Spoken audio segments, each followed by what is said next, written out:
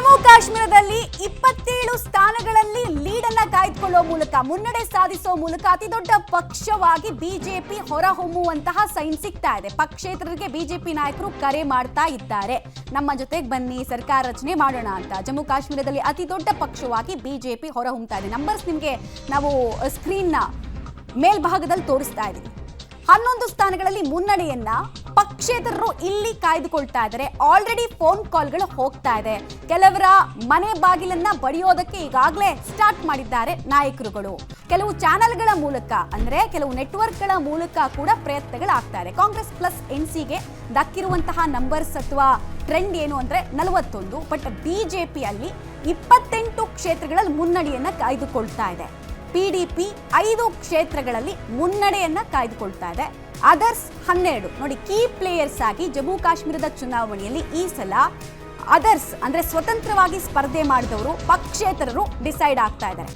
ಜಮ್ಮು ಕಾಶ್ಮೀರದಲ್ಲಿ ಇಂಡಿ ಕೂಟಕ್ಕೆ ಪಟ್ಟದ ಆಸೆ ಇದೆ. ಎನ್ಸಿ ನಾಯಕ ಒಮರ್ ಅಬ್ದುಲ್ಲಾ ಮೊದಲ ಪ್ರತಿಕ್ರಿಯೆಯನ್ನು ಕೊಟ್ಟಿದ್ದಾರೆ ಇದೇ ವಿಚಾರವಾಗಿ.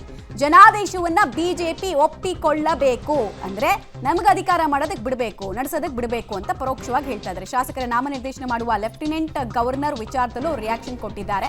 ಸೊ ಪಟ್ಟದ ಕನಸು ಕಾಣ್ತಾ ಇದ್ದಾರೆ. ದಶಕದಿಂದ ಆಡಳಿತದಿಂದ ದೂರ ಇದ್ದಾರೆ, ಅಧಿಕಾರದಿಂದ ದೂರ ಇದ್ದಾರೆ. ಯಾವುದೇ ರಾಜಕಾರಣಿ ಆಗಲಿ ಅವ್ರ ಪಾರ್ಟಿ ಎಕ್ಸಿಸ್ಟೆನ್ಸ್ ಆಗಬೇಕು, ಪ್ರಾದೇಶಿಕ ಪಕ್ಷಗಳಿಗೆ ಅಂದ್ರೆ ಒಂದು ಸಂಜೀವಿನಿ ಬೇಕು, ಗೆಲುವಿನ ಸಂಜೀವಿನಿ ಬೇಕು ಅವರಿಗೆ. ಸೊ ಹೇಳ್ತಾ ಇದ್ದಾರೆ ಜನಾದೇಶವನ್ನ ಬಿಜೆಪಿ ಒಪ್ಕೊಳ್ಬೇಕು. ಲೆಫ್ಟಿನೆಂಟ್ ಗವರ್ನರ್ ನಡೆಗೂ ಕೂಡ ಒಮರ್ ಅಬ್ದುಲ್ಲಾ ಆಕ್ಷೇಪವನ್ನು ವ್ಯಕ್ತಪಡಿಸ್ತಾ ಇದ್ದಾರೆ.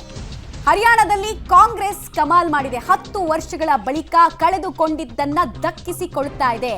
ವೈಭೋಗದ ದಿನಗಳಿಗೆ ಮರಳ್ತಾ ಇದೆ ಈ ಮೂಲಕ ಕಾಂಗ್ರೆಸ್. ಹರಿಯಾಣದಲ್ಲಿ 64 ಸ್ಥಾನಗಳಲ್ಲಿ ಕಾಂಗ್ರೆಸ್ಗೆ ಮುನ್ನಡೆ ಸಿಗ್ತಾ ಇದೆ. 64 ಸ್ಥಾನಗಳಲ್ಲಿ ಮುನ್ನಡೆ, ಬಹಳ ದೊಡ್ಡ ಲೀಡ್ ಇದು. ಈ ಲೀಡನ್ನ ಬಿಜೆಪಿ ಬೀಟ್ ಮಾಡುತ್ತೆ ಮುಂದಿನ 1 ಗಂಟೆನಲ್ಲಿ ಅಂತ ಹೇಳಿದ್ರೆ ಡೌಟ್ಫುಲ್ ಅದು. ಯಾಕಂದ್ರೆ ಬಿಜೆಪಿಗಿರೋ ಲೀಡ್ ನೋಡಿ, 27 ಕ್ಷೇತ್ರಗಳ ಲೀಡ್ ಸಿಗ್ತಾ ಇದೆ. 90 ಕ್ಷೇತ್ರಗಳ ಪೈಕಿ 62ರಲ್ಲಿ ಕಾಂಗ್ರೆಸ್ ಲೀಡ್ ಅನ್ನ ಕಾಯ್ದುಕೊಳ್ತಾ ಇದ್ರೆ ಬಿಜೆಪಿಗೆ ಲೀಡ್ ಸಿಗ್ತಾ ಇರೋ ಕ್ಷೇತ್ರಗಳ ನಂಬರ್ ಏನು ಅಂತ ಕೇಳಿದ್ರೆ 27. ಸೊ ಆ ನಂಬರ್ಸ್ ಅನ್ನು ಕ್ವಿಕ್ ಆಗಿ ನೋಡೋಣ. 62 ಕಡೆ ಕಾಂಗ್ರೆಸ್ನ ನಾಯಕರುಗಳು ಜಯಬೇರಿಯತ್ತ ಸಾಕ್ತಾ ಇರೋದು. ಬಿಜೆಪಿ 27 ಕ್ಷೇತ್ರಗಳಲ್ಲಿ ಆರಂಭಿಕ ಹಂತದಲ್ಲಿ ಲೀಡನ್ನು ಪಡೆದುಕೊಳ್ತಾ ಇದೆ.